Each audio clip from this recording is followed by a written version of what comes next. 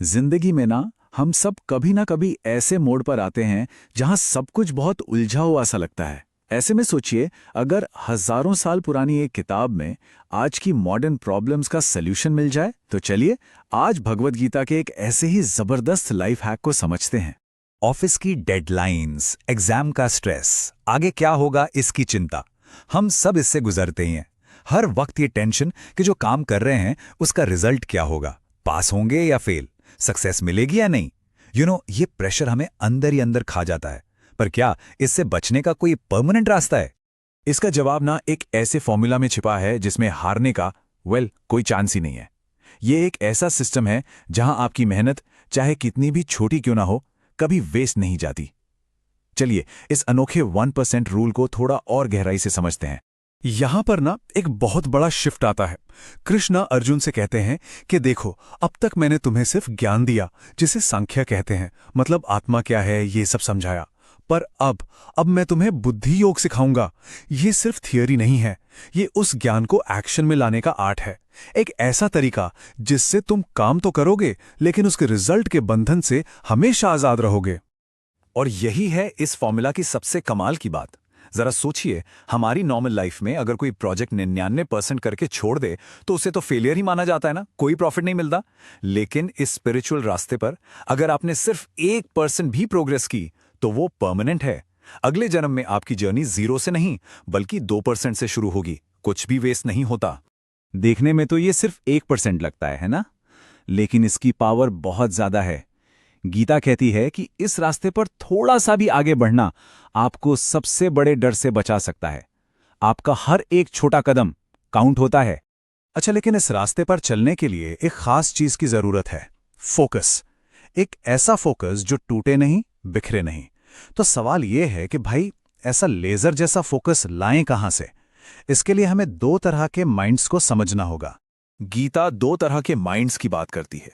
एक तरफ है बिखरा हुआ दिमाग, जिसे इर्रेज़ोल्यूट माइंड कहा गया है, जिनकी इंटेलिजेंस पेड़ की शाखाओं की तरह हजार अलग अलग दिशाओं में दौड़ती रहती है। आज ये करना है, कल वो, कोई एक पक्का मकसद नहीं। और दूसरी तरफ है रेज़ोल्यूट माइंड, जिसका एम बिल्कुल साफ है। उनका सारा ध्यान एक ही मकसद पर टिका होता है, बिल्कुल एक लेजर की तरह। गीता के अनुसार ऐसा लेजर जैसा फोकस पाने के लिए एक सच्चे स्पिरिचुअल गाइड का होना बहुत जरूरी माना गया है। कोई ऐसा जो इस रास्ते पर हमारा हाथ थामकर हमें सही दिशा दिखा सके। चलिए अब आगे बढ़ते हैं और देखते हैं कि इस लेजर फोकस को पाने में सबसे बड़ी रुकावट क्या है। कृष्णा हमें उन छोटे सुंदर लफ्जों से सावधान करते हैं जो हमें अपने असली मकसद से भटका सकते हैं। ये हैं वो फ्लायरी वर्ड्स, मतलब वेदों में लिखी वो सुंदर बातें जिन्हें कम समझदार लोग अपनी असली मंजिल मान लेते हैं। जैसे अच्छे कर्म करके स्वर्ग जाना, पावर हासिल करना, खूब दौलत पाना, या वहां जाकर सुंदर अप्सराओं के साथ एंजॉय करना। ये सब टेम्पररी प्लेजर्स हैं जो लोगों को लुभाते हैं। और कृष्णा यहां बिल्कुल साफ साफ चेतावनी देते हैं। वो कहते हैं कि जो लोग इन टेम्पररी चीजों के पीछे अंधे हो जाते हैं, उनके मन में कभी वो रेजोल्यूट डिटर्मिनेशन आ ही नहीं सकता। ऐसे लोगों का मन कभी समाधि में, यानी एकदम शांत और स्थिर अवस्था में टिक ही नहीं सकता। इसे समझाने के लिए कृष्णा एक बहुत ही खूबसूरत एग्जाम्पल देते हैं। आप सोचिए, जो काम एक छोटे से तालाब से हो सकते हैं, वो सारे के सारे एक बड़ी सी झील से तो आसानी से हो ही जाते हैं ना। ठीक उसी तरह जो इंसान लाइफ के अल्टीमेट पर्पस को समझ जाता है, उसके लिए छोटे मोटे रिचुअल्स के सारे फायदे अपने आप ही पूरे हो जाते हैं। चलिए अब हम इस चर्चा के सबसे इंपॉर्टेंट हिस्से पर आते हैं।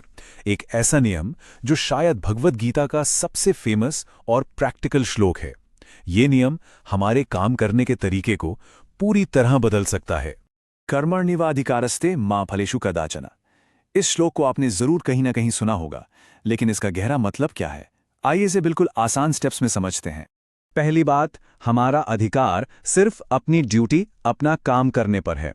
फिर दूसरी बात, उस काम से क्या रिजल्ट मिलेगा उस पर हमारा कोई कंट्रोल नहीं है। तीसरी और बहुत इंपॉर्टेंट बात, कभी ये मत सोचो कि सक्सेस सिर्फ तुम्हारी वजह से मिली है। और आखिरी, इसका मतलब आलसी बनना बिल्कुल नहीं है। काम ना करना भी गलत है। बस अपनी ड्यूटी की तरह काम करो, रिजल्ट की टेंशन लिए बिना। अब हम इस पूरी डिस्कशन के क्लाइमैक्स पर हैं, जब कृष्णा कहते हैं योगा में स्थिर होकर काम करो। तो इस योगा का असली मतलब क्या है? तैयार हो जाइए इस कॉमन से शब्द की एक ऐसी डेफिनेशन सुनने के लिए जो शायद पूरा नजरिया ही बदल दे। यहां पर योगा का मतलब कोई फिजिकल एक्सरसाइज या आसना नहीं है। कृष्णा कहते हैं समत्वम योगा उच्यते, यानी असली योगा है समत्वम, मन का संतुलन। सक्सेस मिले या फेलियर, हार हो या जीत, आपका मन शांत रहे, एक जैसा रहे, बिल्कुल बैलेंस्ड। यही असली योगा है। और जैसे ही कोई इस स्टेट में काम करता है ना, एक आज़ादी महसूस होती है। जीत होगी या हार, ये अब आपकी टेंशन नहीं रही। आपका काम है बस अपनी ड्यूटी करना। रिजल्ट की जिम्मेदारी आप ऊपर वाले पर छोड़ देते हैं। ये एक ऐसी विन विन सिचुएशन है जिसमें स्ट्रेस का कोई नामोनिशान नहीं है। तो ये सब सुनने के बाद अर्जुन के मन में वही सवाल उठता है जो शायद अब हमारे मन में भी आ रहा होगा कि ठीक है, पर जिस इंसान ने ये स्टेट अचीव कर ली है वो दिखता कैसा है, वो बोलता कैसा है, उसके उठने बैठने चलने का ढंग कैसा होता है? इस सवाल का जवाब हम जानेंगे